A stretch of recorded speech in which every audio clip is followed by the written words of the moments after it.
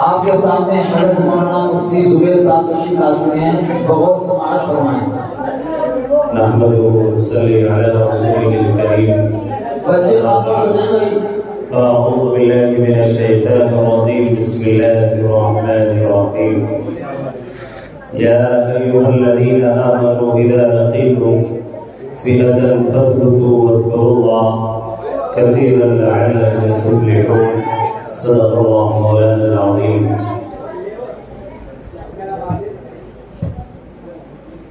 وہ معزز تھے زمانے میں مسلمان ہو کر، وہ معزز تھے زمانے میں مسلمان ہو کر، اور ہم خوار ہوئے تاریخ قرآن ہو کر۔ ماشاءاللہ بہت دیر سے میں نے اور آپ نے بھی طلبہ کی تقریر سنی، نعت سنی، کبھی کبھی آنکھیں اشکبار ہوئی اور دل میں دل باغ باغ ہوا کہ الحمدللہ بچوں نے بڑی محنت جانفشانی کے ساتھ بہت اچھے انداز میں بہت عمدہ تقریریں کی۔ کسی نے نماز کے اوپر، کسی نے زکوٰۃ کے اوپر، کسی نے حج کے اوپر، کسی نے موت کے اوپر، کسی نے قبر حشر کے اوپر۔ اب کوئی ایسا عنوان تو بچتا نہیں تو میں بھی شروع کروں۔ اب چونکہ وقت بھی بہت ہو گیا، وقت کی نزاکت بھی ہے، لیکن بس میں انہی بچوں کی طرف اپنی بات منسوخ کرتے ہوئے ان سے آگے اپنی بات رکھنے کی کوشش کروں گا، انہی کی ترجمانی کرتے ہوئے کہ انہی کی محفل سنوارتا ہوں، چراغ میرا ہے رات ان کی۔ انہی کی محفل سنوارتا ہوں، چراغ میرا ہے رات ان کی۔ انہی کی دل کی میں کہہ رہا ہوں، زبان میری ہے بات ان کی۔ ماشاءاللہ۔ تو اس لیے آج کے موجودہ زمانے میں، آج کے موجودہ حالات کو دیکھتے ہوئے یہ جو مدارس کے اندر قرآن کریم پڑھنے پڑھانے کا جو سلسلہ چلا ہوا ہے، اس سے معلوم ہوتا ہے کہ مسلمان آج کے زمانے میں بھی اپنے دین سے کیسے تعلق مضبوط کیے ہوئے ہیں، علماء سے کیسے جڑا ہوا ہے، اپنے مدارس سے کیسے جڑا ہوا ہے، اور آج بھی اپنے بچوں کو قرآن کی تعلیم دلانے کے لیے، اسلام ان کے سینوں میں پیوست کرنے کے لیے، ایمان کی حقانیت ان کے دلوں میں سرشار کرنے کے لیے انتھک محنتیں کر رہا ہے، کوششیں کر رہا ہے، اغیار کی طرف سے یلغار ہو رہی ہے۔ مسلمانوں کو مٹانے کے لیے، اسلام کے خاتمے کے لیے فیصلہ کن معرکہ ہوا چاہتا ہے، لیکن آج بھی مسلمان یہاں پر دیکھنے کے بعد خوشی محسوس ہوتی ہے، بڑا دل باغ باغ ہوا۔ بچوں نے بہت عمدہ انداز میں تقریر کی، بہت بہتر انداز میں آپ کو سمجھانے کی کوشش کی، لیکن آج کے موجودہ زمانے میں ہم جب مسلمانوں کے موجودہ حالات پر بات کرتے ہیں، ہر آدمی بہت مایوس ہے، ہر آدمی حد سے زیادہ خوف اور ہراس کے اندر جی رہا ہے، ہر آدمی ڈرا ہوا ہے، سہما ہوا ہے۔ وجہ کیا ہے؟ قرآن سے دوری ہے، حدیث سے دوری ہے، اللہ والوں سے دوری ہے، مساجد سے دوری ہے، مراکز سے دوری ہے، خانقاہوں سے دوری ہے، مراکز سے دوری ہم نے بنا لی ہے۔ یہی وجہ ہے ہمارا ایمان انتہائی جلدی کمزور ہے، خوف میں مبتلا ہے، ڈر رہے ہیں، سہم رہے ہیں، بات کرنے کو تیار نہیں۔ ہر آدمی کے ذہنی خیالات خراب ہو چکے ہیں، اور بات یوں کہہ رہی ہے کہ حالات خراب ہیں، دماغ کے خیالات خراب ہیں، اور کہہ یوں رہے ہیں کہ یہ حالات خراب ہیں۔ یہ حالت مسلمانوں کی ہو گئی۔ آپ قرآن پڑھو، قرآن کا ترجمہ پڑھو۔ یہ بچے آپ کو بتا رہے تھے ہر زمانے میں ایمان والوں کے اوپر مصیبتیں آئی ہیں، پریشانیاں آئی ہیں، تکلیفیں آئی ہیں، بہت زیادہ دقتوں کا سامنا کرنا پڑا ہے، لیکن ایسا کبھی نہیں ہوا کہ ایمان والوں نے اپنے ایمان کا سودا کر لیا۔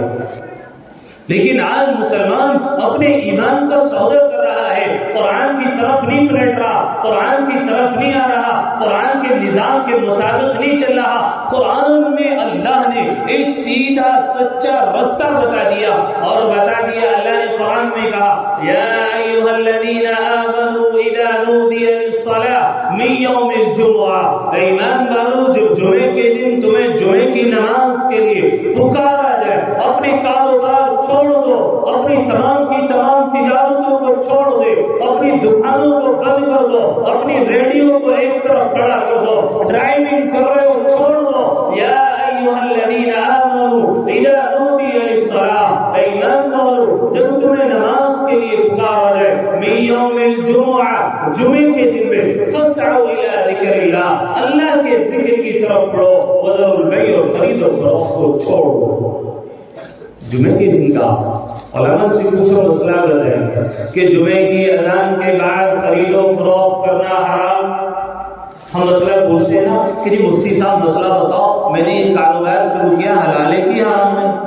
پوچھتے ہیں بھائی نہیں پوچھتے؟ آپ کو میری بات سمجھ میں آئے تو میرا ساتھ دیتے رہے، ذرا میں چند منٹ میں بات کروں گا انشاءاللہ۔ پوچھتے ہیں کہ نہیں مسئلہ، آپ نے محنت کی، کوشش کی، جدوجہد کی، صبح سے لے کر شام تک حلال کمائی کی کوشش کر رہے ہیں۔ اللہ نے قرآن میں کہا یا ایھا الذین آمنوا اذا نودی للصلاۃ من یوم الجمعہ، اے ایمان والو جب تمہیں جمعے کی نماز کے لیے پکارا جائے، چھوڑ دو کاروبار۔ کہاں دوڑو؟ کہاں دوڑو؟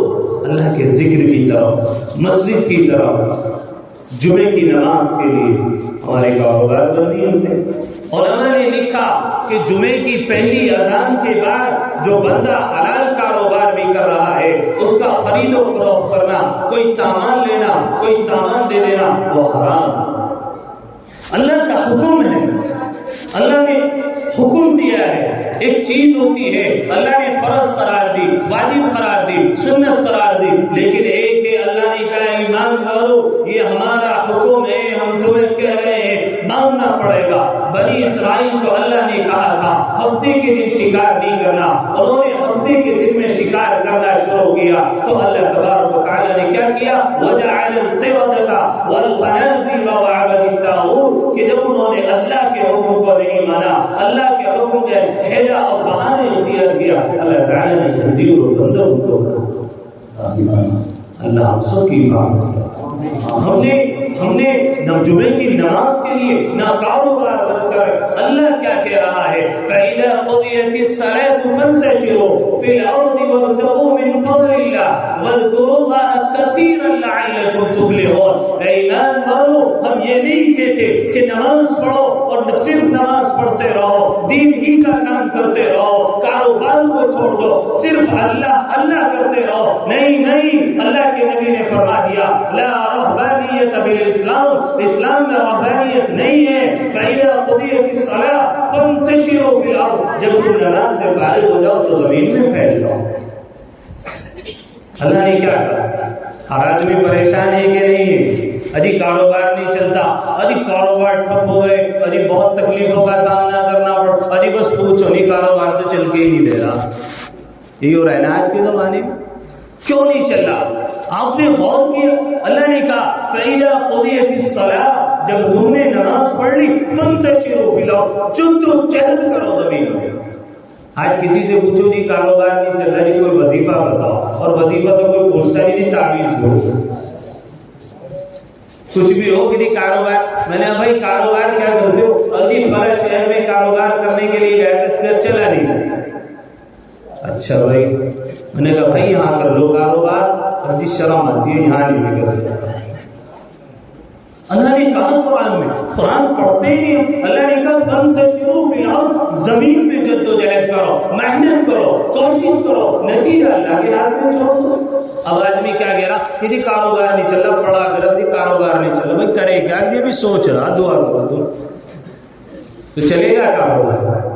اللہ نے کہا فَانتَشِرُوا فِي الْأَرْضِ وَابْتَغُوا مِنْ فَضْلِ اللَّهِ، تلاش کرو اللہ کا فضل، وَاذْكُرُوا اللَّهَ، اور اللہ تعالی کا ذکر کرو کثیرا، کثرت سے، لَعَلَّكُمْ تُفْلِحُونَ، تو ہم تم کو کامیاب کر دیں گے۔ کس نے کہا کامیاب کر دیں گے؟ کس نے کہا؟ بھائی ذرا پیچھے والے بھی بولے۔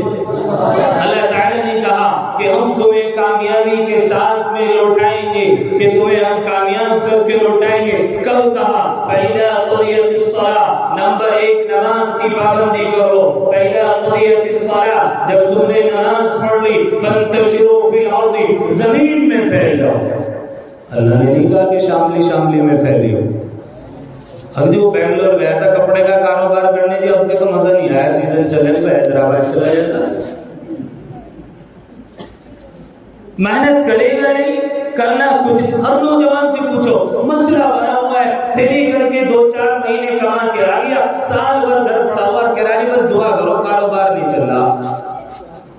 یہ کنڈیشن ہے کہ نہیں؟ محنت کرنے کو تیار ہے، جدوجہد کرنے کو تیار نہیں، اور بس نتیجہ لگاؤ بیٹا کہ ہاتھ میں پیسے آ جائے، ایسے نہیں آئیں گے. اللہ نے کہا فَإِذَا قُضِيَتِ الصَّلَاةُ، نمبر 1 نماز قائم کرو، نماز پڑھو.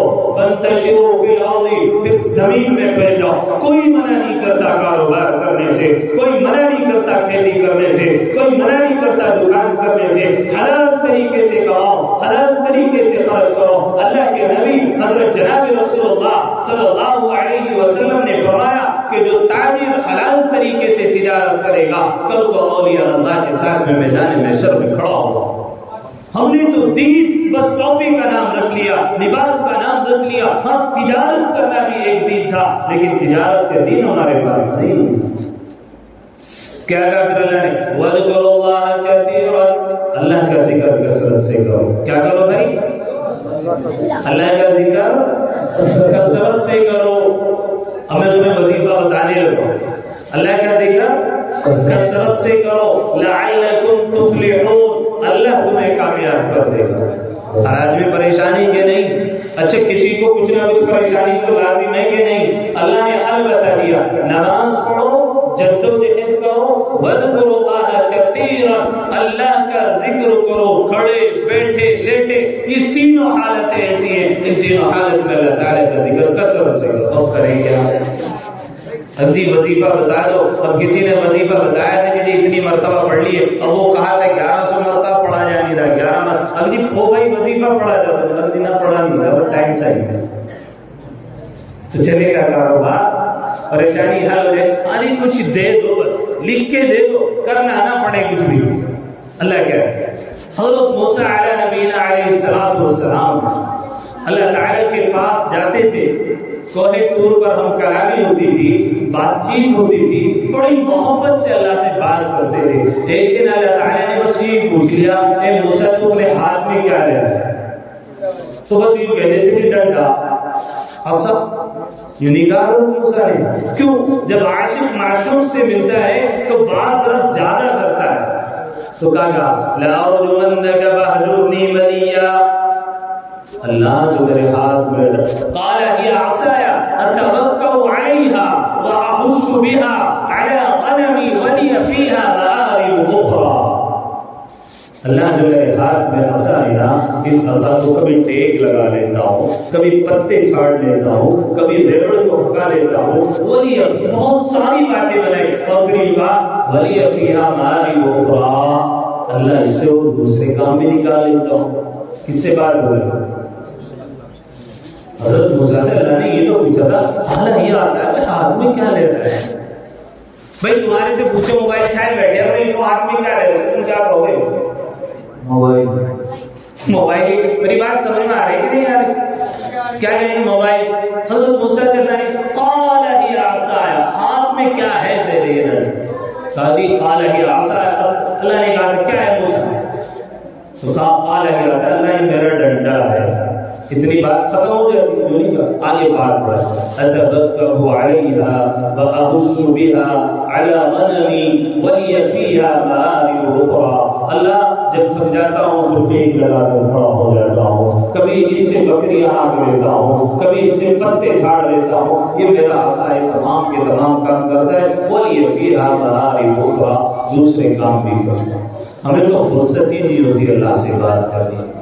ہمیں تو اللہ سے وہ محبت ہی نہیں ہے، وہ چاشنی ہمیں لگی نہیں ہے کہ اللہ کے سامنے بیٹھے روئیں، گڑ گڑائیں، اس کو ٹکڑا سنائیں، اپنی بات اس کے سامنے رکھیں تو صحیح. وہ مالک وہ خالق آپ کی ہمراہ وقت سننے کے لیے تیار ہے. وہ تو یوں کہتا ہے آجا میرے بیٹے میں تیری ہمراہ وقت سننے کے لیے تیار ہوں. تو اپنا ٹکڑا رکھ تو صحیح، تو اپنی پریشانی بتا تو صحیح، میں حل کر دوں تو کہنا.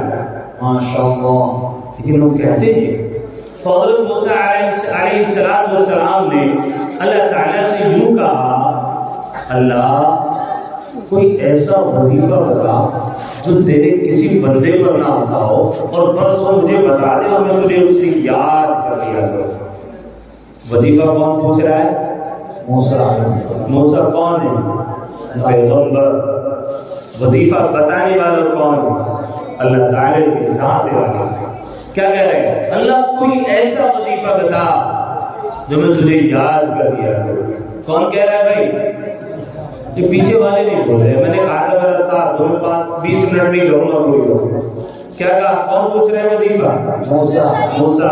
बताने वाला कौन? अल्लाह। कहा कि मूसा, अल्लाह ताला से कहा मूसा ने, अल्लाह कोई ऐसा वजीफा बताइए मैं आपको याद कर लिया करूं। अल्लाह ताला ने कहा मूसा पढ़ो ला इलाहा इल्लल्लाह, ला इलाहा इल्लल्लाह। पढ़ो इधर, ला इलाहा इल्लल्लाह, ला इलाहा इल्लल्लाह। मूसा कहने लगे अल्लाह तेरा ये कलाम तो सारे बंदे बोले। अल्लाह, मूसा ने क्या कहा? अल्लाह ये कलाम तो तेरे सारे बंदे पढ़ते हैं। अल्लाह ताला ने जवाब दिया मूसा तुझे इस कलमे के वजन का मालूम नहीं है, तुझे इस कलमे की हकीकत मालूम नहीं है, तुझे इस कलमे के वजूद का पता नहीं है।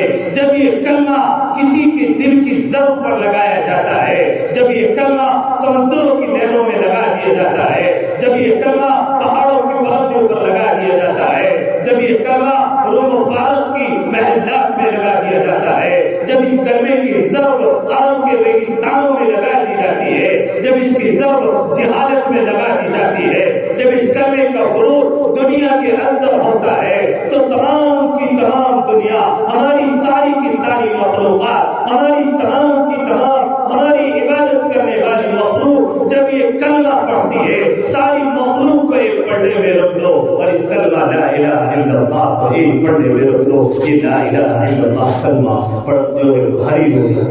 नाराए तकबीर, नाराए तकबीर, मज़हब इस्लाम, कुरान की तालीम, हज़रत मौलाना मुफ्ती सुहैल साहब। यही वो करीमा आज लोग इससे हमें तोड़ देना चाहते हैं, इससे दूर हटा देना चाहते हैं। अल्लाह ताला कुरान में क्या है? वद कसीरुम मिन अहलिल किताब लौ यरुद्दूनकुम मिन बअदि ईमानिकुम कफ्फारा, कि तमाम के तमाम लोग तुम्हें चाहते हैं हमारे से तुम्हारा ताल्लुक अता कर दे, हमारे से तुम्हारे से रिश्ता तोड़ दे, ये तुम्हें हमें से अलग करना चाहते हैं। मेरे बंदो मैं तुम्हें कह रहा हूँ, मेरे बंदो या अय्युहल्लज़ीना आमनू तक़ुल्लाह, मेरे बंदो मेरी तरफ बढ़ो, मेरी तरफ आओ, मैं तुम्हारी परेशानियां भी दूर करूंगा, मैं तुम्हारी मुसीबतें भी दूर कर दूंगा, मैं तुम्हारी तकलीफें भी दूर कर दूंगा। लेकिन हम एक अल्लाह की तरफ झुकने को तैयार। अल्लाह ने कुरान में हर आदमी परेशान, अल्लाह ने कुरान करीम में कहा अजीब व गरीब है, हम कुरान पढ़ते नहीं, कुरान समझते नहीं। वला तस्मउन्ना मिनल्लज़ीना ऊतुल किताब वमिनल्लज़ीना अशरकू अज़न कसीरा। ईमान वालों, एक वक्त आएगा ये तमाम के तमाम अहले किताब, ये तमाम के तमाम अहले मज़ाहिब आपको ऐसी बुरी बात बताएंगे, आपके बारे में ऐसी बात बोलेंगे अज़न कसीरा, आपको हद से ज्यादा तकलीफ होगी। व इन तस्बिरू व तत्तक़ू फइन्न ज़ालिका मिन अज़मिल उमूर, अगर तुमने सब्र इख्तियार किया और परहेज़गारी इख्तियार की तो ये हिम्मत वाले लोगों का काम। आज के जमाने में मुसलमानों के पास ना तो सब्र है और ना मुसलमानों के पास तक़वा है। हाँ, हज़रत उमर रज़ियल्लाहु तआला अन्हु से हज़रत कअब इब्न अहबार रज़ियल्लाहु तआला अन्हु ने कहा था, उमर जानते हो तक़वा क्या है? कहा नहीं, आप बताओ कि तक़वा किस चीज का नाम है? कि तक़वा इस चीज का नाम है कि जब तुम खारदार झाड़ी से गुजरो तो कैसे गुजरते हो? हज़रत उमर ने कहा अपने पाँव को, अपने पल्लू को समेटते हुए निकलता हूँ कि कोई कांटा न चुभ जाए। तो आज के इस फितन दौर में भी हमें तक़वा इख्तियार करने की जरूरत है। कदम कदम पर गुनाह करवाए जा रहे हैं, कदम कदम पर नौजवानों को बहकाने की पढ़ाई की जा रही है, कदम कदम पर आपके ईमान पर डाका डाला जा रहा है। आए हाय, आज का नौजवान सिनेमा में जा रहा है, आज का नौजवान फहाशी में मुब्तला हो चुका है, आज का नौजवान بیٹیوں پر سیٹیاں بجا رہا ہے، آج کا نوجوان اپنی بہنوں کے پیچھے پڑا ہوا ہے، آج کا نوجوان نشے کی علت میں لگ گیا ہے، آج کا نوجوان تعلیم سے دور ہو کر جہالت کی تاریکی میں دلدل میں گھستا چلا جا رہا ہے، آج کا نوجوان اغرام بازی میں مسلط ہو چکا ہے۔ ہاں وہ لوتی عمل جو قوم لوط نے کیا، اللہ کے عذاب کا کوڑا برسا، آج کا نوجوان زنا کے پیچھے جا رہا ہے۔ آپ کو تو معلوم بھی نہیں کہ آپ جس کام پر جا رہے ہو، آپ جس کام کے پیچھے پڑ رہے ہو، آپ کا ایمان سب ہو چکا ہے۔ آپ کا ایمان جب آپ زنا کی طرف بڑھتے ہو، جب فحاشی کی طرف بڑھتے ہو، آپ نے چوری کی، آپ نے اور کوئی گناہ کیا، لیکن آپ کا ایمان یہاں دل میں رہتا ہے۔ لیکن جب آپ لوٹی والا فعل کر رہے ہوتے ہو، جب آپ زنا کر رہے ہوتے ہو، یہ ایمان یہاں دل سے نکلتا ہے، یہاں سر کے اوپر جا کر کھڑا ہو جاتا ہے اور اللہ تعالیٰ سے فریاد کرتا ہے کہ اے ربا، یہ ایمان کی دولت جس سے تو نے اس کو سرفراز کیا تھا، اس نے اس کو ہلکا سمجھا ہوا ہے، اس نے اس کو ختم کر دیا ہے۔ اس کا ایمان یہاں سینے سے نکل کر سر پر کھڑا ہوتا ہے، لیکن کیا بتائیں اس نوجوان کو، اس کی ماں اس کو پکار رہی ہے، اس کی بیٹیاں اس کو پکار رہی ہے، اس کی بہنیں اس کو آوازیں دے رہی ہے، مظلوم کی آہ پکار ہے، سسکتی بھی آوازیں ہیں، لیکن یہ نوجوان جو کل تک غیروں کی بیٹیوں کی حفاظت کیا کرتا تھا، آج اپنی بیٹیوں کے پیچھے، اپنی بہنوں کے پیچھے سیٹیاں بجا رہا ہے، خود کا نام نہیں اسلام کا نام بدنام کرنے کی کوشش کر رہا ہے۔ ہاں، جو تمام کی مذاہب کی بیٹیوں کی حفاظت کیا کرتا تھا، آج وہ نوجوان اپنی بہن کو پرہنا کر کے بازاروں کی زینت بنا رہا ہے، اپنی بہن کو ننگا ناچ کروا کر ویڈیو وائرل کر رہا ہے، فیس بک اسٹیٹس پر وہ ماں جس کی جوانی کو کسی نے نہیں دیکھا تھا، جس کے چہرے کو کسی نے نہیں دیکھا تھا، اپنی اسی دادی اماں کا فوٹو فیس بک کی اسٹیٹس پر لگا کر لوگوں کی نظروں کی زینت بنا کر اپنے آپ کو محمد رسول اللہ کا غلام سمجھ رہا ہے۔ ارے آپ تو اس مذہب کے ماننے والے تھے، آپ تو اس قوم کے چہرے تھے، آپ تو اس نبی کا کلمہ پڑھتے تھے کہ اگر کسی کی بیٹی کی عزت پر آج آتی تھی تو طارق بن زیاد محمد رسول اللہ کے شہر کو چھوڑ کر خلیفہ منصور کی آواز پر لبیک کہتا ہوا اندلس کی ایک بیٹی نے جب پکارا تھا، وہ بیٹی کوئی فاطمہ نہیں تھی، کوئی عائشہ نہیں تھی، وہ بیٹی کوئی عمارہ نہیں تھی، وہ بیٹی اگر تھی وہ عیسائی پادری کی بیٹی تھی جس کے ساتھ میں عیسائیوں نے زبردستی ریپ کیا تھا، زبردستی اس کی عصمت لوٹی تھی۔ اس بیٹی نے اپنے باپ کو کہا، باپ تو وزیر ہے، میرے ساتھ ریپ ہوا ہے، میرے ساتھ عصمت دری ہوئی ہے، میرے ساتھ زنا ہوا ہے، مجھے اس کا انتقام چاہیے، مجھے انصاف چاہیے، مجھے عدل چاہیے۔ لیکن کوئی عدل دینے والا نہیں تھا، کوئی انصاف کا تقاضا پورا کرنے والا نہیں تھا۔ باپ نے کہہ دیا، بیٹی ان ظالموں کے سامنے میری بولنے کی ہمت نہیں ہے، میری بات کرنے کی ضرورت نہیں ہے، میں تجھے انصاف نہیں دلا سکتا، میں تجھے عدل نہیں دلا سکتا۔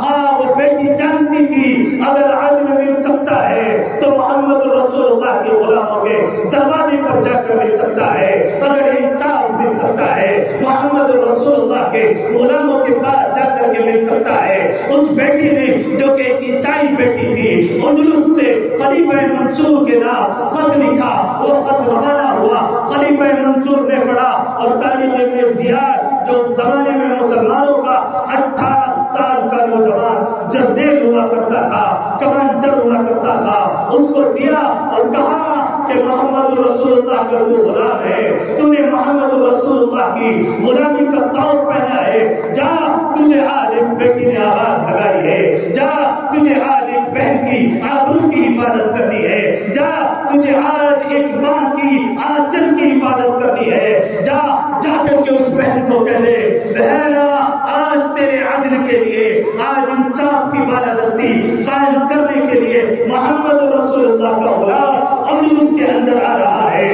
اندلس کے ساحل پر پہنچا، ساحل پر پہنچنے کے بعد کشتیوں کو آگ لگائی اور لگا کر کے آگ یوں کہا کہ دشت تو دشت، دریا بھی نہ چھوڑے ہم نے، پہلے ظلمات میں دوڑا دیے کھوڑے ہم نے اور اللہ سے یہ شکوہ کیا۔ تمام کے تمام سپاہیوں نے پوچھا واپس ملک جانا ہے، واپس ملک لوٹنا ہے۔ آپ نے کشتیوں کو آگ جلا دی، کہا تھا اس طارق ابن زیاد نے کہ کشتیاں ہم نے جلا دی ہیں بھروسے پہ تیرے، کشتیاں ہم نے جلا دی ہیں بھروسے پہ تیرے، اب ہم لوٹ کے واپس جانے والے۔ اللہ اکبر۔ ایک یہ نوجوان تھا کہ جب دل میں کلمہ لا الہ الا اللہ اس کے آ جایا کرتا تھا، یہ جذبہ ایمانی ہوا کرتا تھا کہ بیٹیوں کا محافظ بن جایا کرتا تھا، ماؤں کا محافظ بن جایا کرتا تھا۔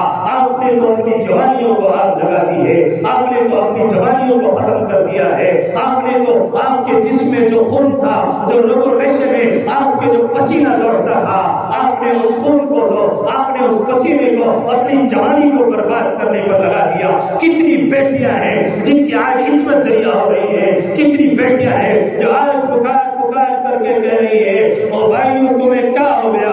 تمہیں تو اللہ نے قرآن میں کہا تھا قل للمؤمنین یغضوا من ابصارہم کہ ایمان والو اپنی نگاہوں کو نیچی کر لو جب تمہارے سامنے کوئی غیر محرم آ جائے۔ لیکن آج اپنی نگاہیں جھکانے کے بجائے چوراہوں پر کھڑے ہو کر، نکڑوں پر کھڑے ہو کر، گلی چوراہوں پر کھڑے ہو کر ہمارا نوجوان اپنی ہی بہنوں کو تک رہا ہے اور ان کی جسم کی نمائش کر رہا ہے۔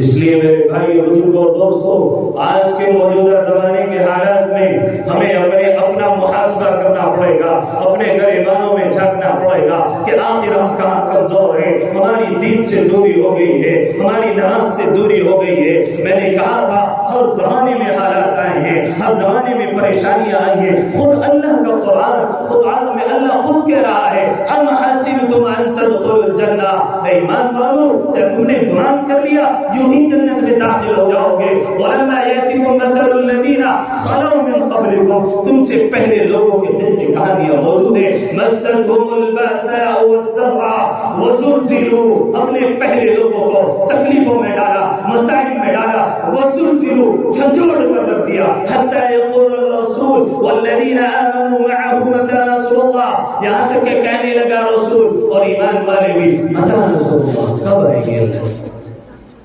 کیا کہا؟ کیا کہا؟ مَتَىٰ نَصْرُ اللَّهِ، کب آئے گی اللہ؟ کیا ایسے حالات ہیں؟ کیا ایسی پریشانیاں ہیں؟ کیا ایسی مصیبتیں ہیں؟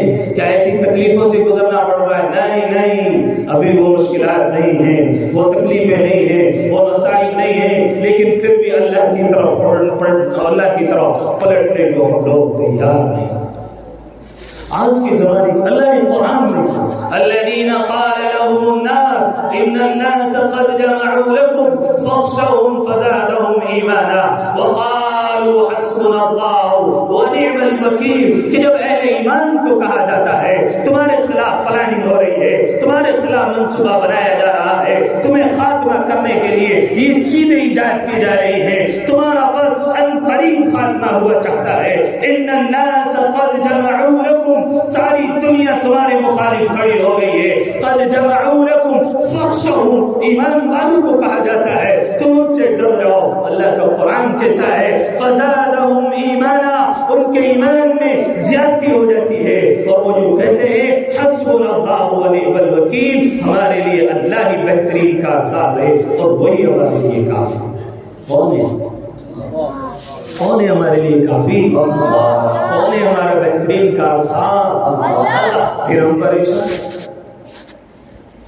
حجی یوں ہونے والا ہے، یوں ہوگا، یوں ہو جائے گا، یہ ہونے والا ہے، یہ کرنا چاہیے، وہ ہونا چاہیے، ہم یہ سب کچھ کر رہے ہیں، ہو رہا ہے کہ نہیں ہو رہا؟ اجی کاروبار اچھے نہیں ہے، کاروبار بند ہو گئے، اجی پیسے نہیں ہے، بچوں کو پڑھائیں کیسے، اجی آگے بڑھائیں، یہ سب کچھ ہو رہا ہے۔ اللہ نے قرآن میں حل بتایا کہ نہیں بتایا؟ بولو بھائی، بچے کو ذرا 1 منٹ کے لیے اٹھاؤ، بات پوری کرو۔ اللہ نے قرآن میں حل بتایا کہ نہیں بتایا؟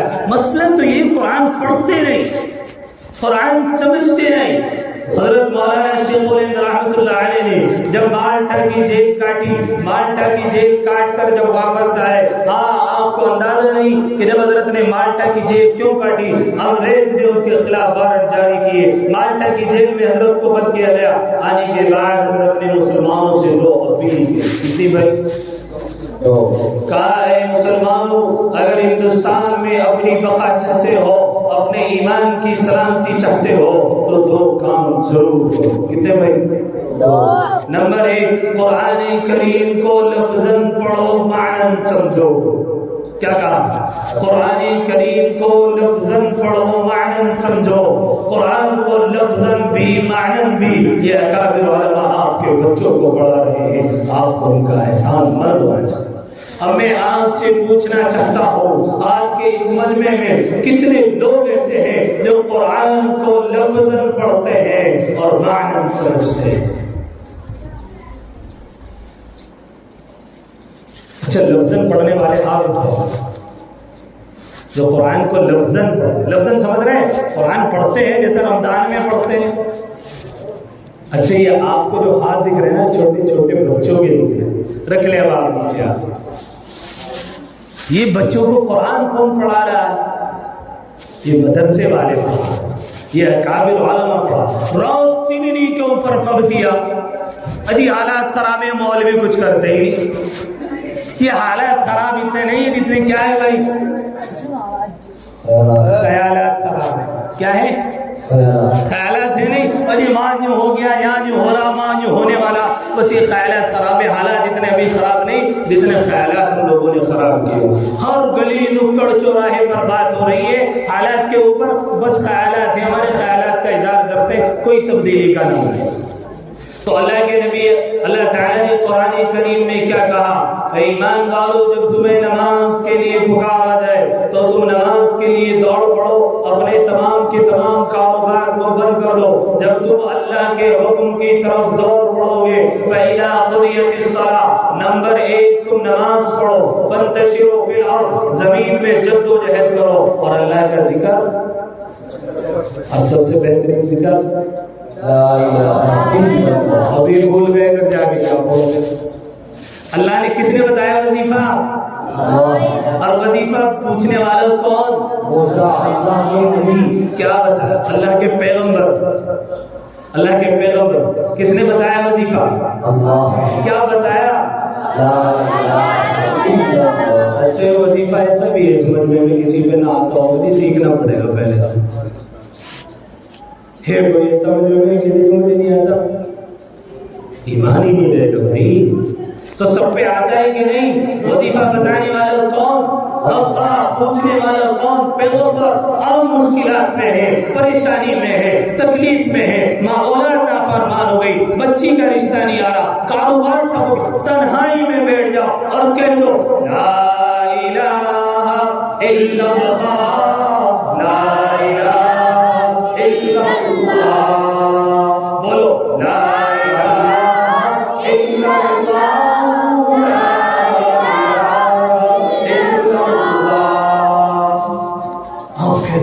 نہیں کوئی معبود سوائے اللہ کے. اللہ تیری ذات سب کچھ کرنے والی ہے. تو ہی پالنہار ہے، تو ہی روزی دینے والا ہے، تو ہی تکلیفوں کو دور کرنے والا ہے، تو ہی بیماریوں کو دور کرے گا، تو ہی پریشانیوں کو ہٹائے گا. شرط یہ ہے کہ کہے دو، اور کہنا کس انداز میں؟ جیسا حضرت موسیٰ سے اللہ نے پوچھا تھا کیا ہے، حضرت موسیٰ بات کر رہے ہیں زیادہ، تو ایسے ہی ہمیں بھی کیا کرنا ہے؟ تنہائی میں بیٹھ کر اللہ کو یاد. تو اللہ نے کیا کہا؟ فَإِذَا قُضِيَتِ الصَّلَاةُ، جب تم نماز پڑھ لو، فَانْتَشِرُوا فِي الْأَرْضِ، زمین میں پھیل جاؤ، وَاذْكُرُوا اللَّهَ كَثِيرًا، اللہ کا ذکر کثرت سے کرو. کیا کرو بھائی؟ اور میں نے بتایا اللہ کا ذکر کثرت سے کب ہوگا؟ کھڑے بیٹھے لیٹے چلتے پھرتے دکان پہ گھر میں کیا کرنا ہے؟ اور ذکر کیا ہے؟ بھاری بتایا کوئی ذکر؟ بہت آسان. میں نے نہیں بتایا بھائی، کس نے بتایا؟ اللہ نے. وظیفہ کس کو بتایا؟ پیغمبر. اب اللہ کیا کہہ رہا ہے؟ لعلکم تفلحون، تم کامیاب ہو جاؤ. علماء بیٹھے ہیں جہاں پر اللہ یہ لعلکم لاتا ہے وہاں پکی مہر ثبت کر دیتا ہے لعلکم تفلحون، اب تم ضرور کامیاب ہو جاؤ، بے شک تم کامیاب ہو جاؤ. اللہ کیا؟ تو کامیابی کی دلیل کسی مولوی نے نہیں دی، کسی عامل نے نہیں دی، کسی کتب ابدال نے نہیں دی، کسی پیغمبر نے نہیں دی. کس نے دی؟ اللہ. کتنی بات ہو؟ نمبر 1 فَإِذَا قُضِيَتِ الصَّلَاةُ. آپ بولو بھائی، میں تو بول دیا اس کے بعد. نمبر 1 کیا کرنا ہے؟ نماز. وہ پیچھے والے سوچ رہے کہہ دیں گے تو پڑھنی پڑے گی. نمبر 1. نمبر 2, اب اگر کوئی یوں کہنا کہ جی کاروبار نہیں چل رہا اور وہ جد و جہد نہیں کر رہا تو سمجھو یہ کیا ہے. ایک ہوتا ہے توکل, ایک ہوتا ہے تعطل. یہ بھی ذرا تشریح کر دوں. آج کل بہت سارے لوگوں کو دین کا اتنا زیادہ بخار چڑھ جاتا ہے کہ وہ توکل اس کو سمجھتے کرو کچھ نہ اور دعا پڑھے رہو اللہ کھلا دے. اس کو توکل نہیں کہتے بھائی, اس کو کہتے ہیں تعطل. کیا کہتے ہیں؟ تعطل. لاپرواہی, سستی, کاہلی کرے کچھ نہ اور کہتے اللہ میں کھلاوے گا. نہیں ہو گتی بات. توکل کہتے ہیں جدوجہد کرے, محنت کرے, نظر خالق پر کرے, نتیجہ اللہ پر چھوڑ دے. کیا بھائی؟ محنت کرے اور نتیجہ کس پر چھوڑ دے؟ آپ نے دکان کھول کر بیٹھ گئے, کاروبار کر لیا, کپڑا اس میں ڈال دیا, اب تم انتظار کر رہے اللہ کوئی گراہک بھیجے گا. کپڑا لائے نہیں, دکان پہ بیٹھے نہیں اور کہہ رہے اللہ میں دے گا. یہ حالت ہے. تو اللہ نے کیا کہا؟ فانتشروا فی الارض, زمین میں پھیل جاؤ. تیسرے نمبر پر کیا کرنا ہے؟ اللہ کا ذکر. بولو بھائی, کثرت سے کرنا ہے. تو اللہ کیا کہہ رہا ہے؟ اللہ کا ذکر کثرت سے. ذکر کثرت سے کرنا. اللہ پھر کیا کہہ رہا ہے؟ جاؤ تم کامیاب ہو گئے. نمبر 1 نماز پڑھنا ہے. نمبر 2 جد و جہد کرنا ہے, محنت کرنی ہے, کوشش کرنی ہے. آپ پڑھائی کر رہے ہو, پڑھائی میں محنت کرو. آپ کاروبار کر رہے ہو, کاروبار میں محنت کرو. جس بھی فیلڈ میں آپ لگے ہوئے ہو اس میں پوری جد و جہد تندہی کے ساتھ میں لگو. وذکروا اللہ, اللہ کو نہ بھولو. کس کو نہ بھولو بھائی؟ اللہ کا ذکر کثرت سے کرتے رہو تو لعلکم تفلحون. اللہ تمہیں کیا کر دے گا؟ کامیاب کر دے گا. قابل مبارکباد ہے آج کا یہ تمام کا تمام مجمع. مفتی شاکر صاحب اور ان کے تمام متعلقین جو اس مدرسے سے جڑے ہوئے ہیں, آپ کے تمام طلبہ جن کو دستار فضیلت حاصل ہوئی ہے, جن کو الحمدللہ قرآن کریم مکمل کیا. بڑی بے شمار اللہ تعالیٰ نے فضیلتیں اس کی قرآن کریم کے بارے میں بیان کی ہے جو بچوں نے آپ کو بتائی ہے. مفتی صاحب نے بھی بتایا تھا کہ 10 آدمیوں کو ایسوں کو یہ حافظ قرآن جو ہے کیا شفاعت کرائے گا, سفارش کرائے گا, جن کا جہنم میں جانے کا فیصلہ ہو جائے گا. آج ہم ان دنیا میں کیا کرتے ہیں, کسی تھانے دار سے کسی کی بات ہو اور کوئی پھنسا کوئی بات ذرا چھوڑوا دے, کہتے ہیں کہ نہیں کہتے؟ اور آخرت میں اگر پھنس گئے, اللہ کے پاس اگر پھنس گئے, جس طرح دنیا میں تعلق کی بنا پر کام بن جاتا ہے, آخرت میں بھی تعلق کی بنا پر کام بنے گا. کام کیا؟ آپ نے کسی حافظ قرآن کو, کسی عالم کو پانی پلایا تھا تو یوں کہو گے اللہ میں نے اس بندے کو تیری محبت میں, تیری رضا کی خاطر پانی پلایا تھا. وہ کہے گا حافظ صاحب تم جا رہے ہو جنت میں نے تمہارے فلاں وقت میں کام آیا تھا, تو آج میرا بھی مجھے جہنم میں جانے کا فیصلہ ہو چکا ہے. اللہ سے کہہ دو, وہ بندہ اللہ سے کہے گا, حافظ قرآن اللہ سے درخواست کرے گا ربا یہ دنیا میں مجھے اس نے پانی پلایا تھا, اللہ کہے گا جا اس کو بھی اپنے ساتھ جنت میں. بس ایک بات ہے مفتی صاحب, اپنی بات پوری کر رہا ہوں, ایک بات ہے سنا دو.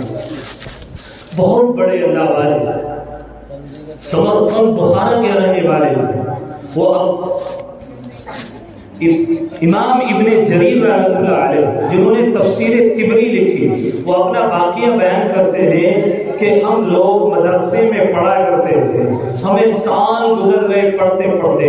ایک سال ہمارے اوپر ایسا آیا, ہم چند ساتھی تھے, ہمارے پاس اب ضروریات زندگی کا یعنی کھانے پینے کا سامان بھی نہیں تھا. اب ہم نے سوچا اب مدرسے میں بھی کھانے کا سامان نہیں ہے اور ہم بھی اپنی تمام تر ضروریات پوری نہیں کر پا رہے ہیں, اب چلو پڑھائی چھوڑتے ہیں اور رفتے سفر باندھتے ہیں, اپنے گھر کو واپس ہو جاتے ہیں. وہ اپنے گھر کو واپس جا رہے ہیں. راستے میں جب وہ اپنے گھر کو واپس گئے تو راستے میں مدرسے کے قریب ایک یہودی کا مکان پڑا کرتا تھا, جیسا آپ کے مدرسے کے قریب غیر مسلم بھائیوں کے مکان پڑتے ہیں. جب انہوں نے دیکھا کہ طلبہ اپنے بستر لے کر کہیں پر جا رہے ہیں, اس یہودی نے جاتے ہوئے پوچھ لیا بھائی کیا بات ہے, تم کیوں جا رہے ہو؟ آج تو ہمارے ہی مسلمان طلبہ کو بڑی حقارت کی نظر سے دیکھتے ہیں. اس زمانے کا یہ عالم تھا, ایک یہودی بھی ان علماء کی قدر کیا کرتا تھا, ان طلبہ کو اچھی نظر سے دیکھا کرتا تھا. آج ہم نے حقارت کی نظر سے دیکھنا شروع کیا تو لوگوں نے ان سے نفرتیں کرنا شروع کر دی. قصور ان کا نہیں, قصور ہمارا بھی. تو وہ جب مدرسے سے نکلے بھائی میری بات یہ بات میں بتا کر اپنی بات پوری کر رہا ہوں، بس ان بچوں کو بٹھا لیں ذرا، کوئی بھائی بیٹھ جائے۔ تو وہ یہودی نے پوچھا کیوں جا رہے؟ کہا ہمارے پاس اب وسائل نہیں ہے، کھانے پینے کے انتظامات نہیں ہے، مدرسہ ہمارا بار اٹھا نہیں سکتا، اس لیے ہم جا رہے ہیں۔ رفتے سفر باندھا، 3-4 ساتھی تھے نکلے۔ اس یہودی نے کہا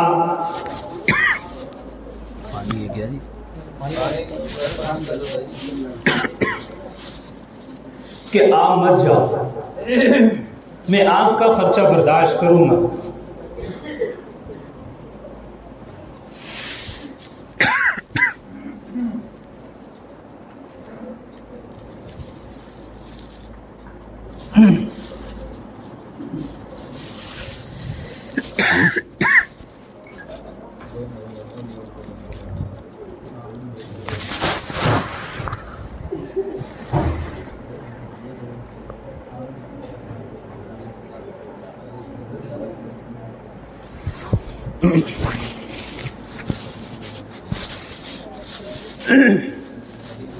اس نے یہ کہا کہ تم مت جاؤ، میں نے تورات میں پڑھا ہے کہ جو بہترین صدقہ جو اسٹوڈنٹ ہوتے ہیں، پڑھنے والے ہوتے ہیں، ان کے اوپر خرچ کرو۔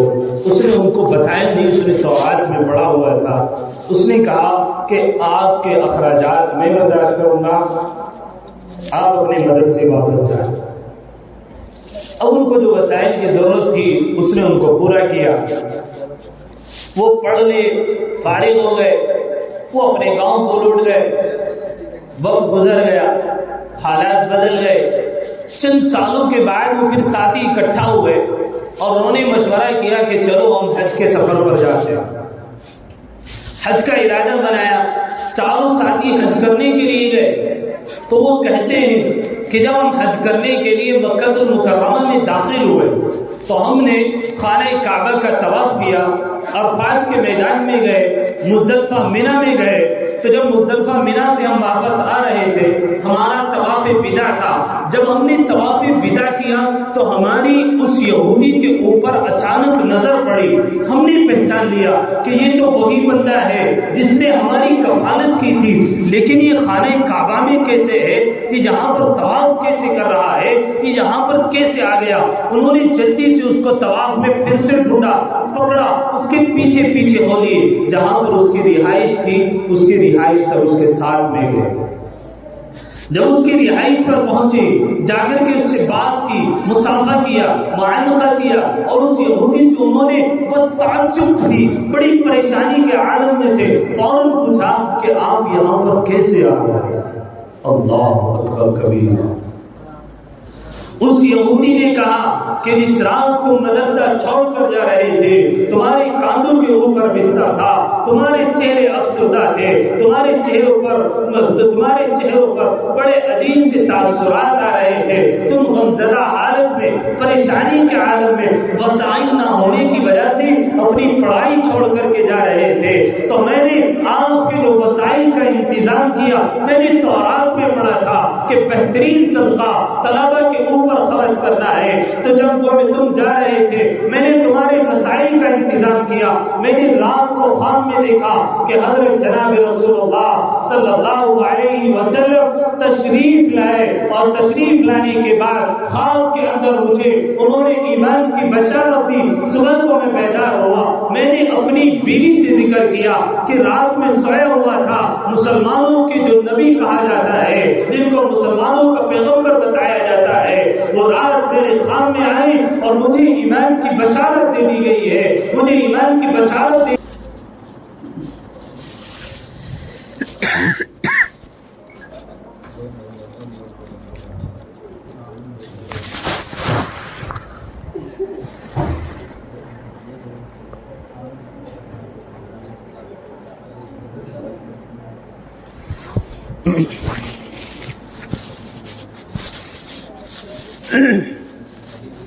اس نے یہ کہا کہ تم مت جاؤ، میں نے تورات میں پڑھا ہے کہ جو بہترین صدقہ جو اسٹوڈنٹ ہوتے ہیں، پڑھنے والے ہوتے ہیں، ان کے اوپر خرچ کرو۔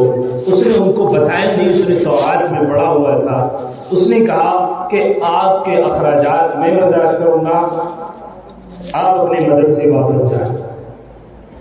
اب ان کو جو وسائل کی ضرورت تھی اس نے ان کو پورا کیا۔ وہ پڑھ لے، فارغ ہو گئے، وہ اپنے گاؤں کو لوٹ گئے۔ وقت گزر گیا، حالات بدل گئے۔ چند سالوں کے بعد وہ پھر ساتھی اکٹھا ہوئے اور انہوں نے مشورہ کیا کہ چلو ہم حج کے سفر پر جاتے ہیں۔ حج کا ارادہ بنایا، چاروں ساتھی حج کرنے کے لیے گئے۔ تو وہ کہتے ہیں کہ جب ہم حج کرنے کے لیے مکہ المکرمہ میں داخل ہوئے تو ہم نے خانہ کعبہ کا طواف کیا، عرفات کے میدان میں گئے، مزدلفہ منی میں گئے۔ تو جب مزدلفہ منی سے ہم واپس آ رہے تھے، ہمارا طواف وداع تھا۔ جب ہم نے طواف وداع کیا تو ہماری اس یہودی کے اوپر اچانک نظر پڑی۔ ہم نے پہچان لیا کہ یہ تو وہی بندہ ہے جس نے ہماری کفالت کی تھی، لیکن یہ خانہ کعبہ میں کیسے ہے؟ یہ یہاں پر طواف کیسے کر رہا ہے؟ یہ یہاں پر کیسے آ گیا؟ انہوں نے جلدی سے اس کو طواف میں پھر سے ڈھونڈا، پکڑا، اس کے پیچھے پیچھے ہو لیے، جہاں پر اس کی رہائش تھی اس کی رہائش تک اس کے ساتھ میں گئے۔ جب اس کی رہائش پر پہنچے، جا کر کے اس سے بات کی، مصافحہ کیا، معانقہ کیا، اور اس یہودی سے انہوں نے بس تعجب تھی، بڑی پریشانی کے عالم میں تھے۔ فوراً پوچھا کہ آپ یہاں پر کیسے آ گئے؟ اللہ اکبر کبیرہ۔ اس یہودی نے کہا کہ جس رات تم مدرسہ چھوڑ کر جا رہے تھے، تمہارے کاندھوں کے اوپر بستر تھا، تمہارے چہرے افسردہ تھے، تمہارے چہروں پر بڑے عجیب سے تاثرات آ رہے تھے، تم غمزدہ حالت میں، پریشانی کے عالم میں، وسائل نہ ہونے کی وجہ سے اپنی پڑھائی چھوڑ کر کے جا رہے تھے۔ تو میں نے آپ کے جو وسائل کا انتظام کیا، میں نے تورات میں پڑھا تھا کہ بہترین صدقہ طلبہ کے اوپر خرچ کرنا ہے۔ تو جب تم جا رہے تھے میں نے تمہارے مسائل کا انتظام کیا۔ میں نے رات کو خواب میں دیکھا کہ حضرت جناب رسول اللہ صلی اللہ علیہ وسلم تشریف لائے، اور تشریف لانے کے بعد خواب کے اندر مجھے انہوں نے ایمان کی بشارت دی۔ صبح کو میں بیدار ہوا، میں نے اپنی بیوی سے ذکر کیا کہ رات میں سویا ہوا تھا، مسلمانوں کے جو نبی کہا جاتا ہے، جن کو مسلمانوں کا پیغمبر بتایا جاتا ہے، وہ رات میرے خواب میں آئی اور مجھے ایمان کی بشارت دے دی گئی ہے، مجھے ایمان کی بشارت